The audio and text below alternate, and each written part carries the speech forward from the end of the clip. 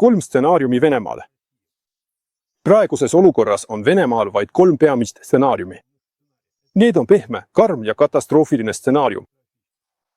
Ma ei ole neid stsenaariume välja mõelnud, vaid arvutasin need välja ühiskondlike ja riiklike protsesside simulaatoris.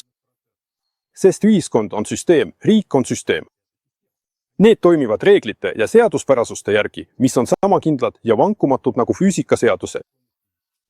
See on väga täpne ühiskondlike süsteemide matemaatika, mis on juba ajalooliste protsesside käigus nii Venemaal kui ka teistes riikides järele proovitud.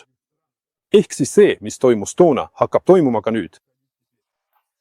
Muide, selle sotsiaalse matemaatika kirjeldas maailmakuulus Ameerika ulmekirjanik Isaac Asimov. Aga tema ei leiutanud midagi uut.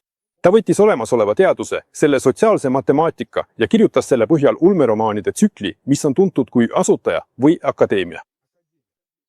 Ja muide, Isaac Asimov oli vene juut. Nojah, ta on küll Ameerika kirjanik, aga ta on vene juut.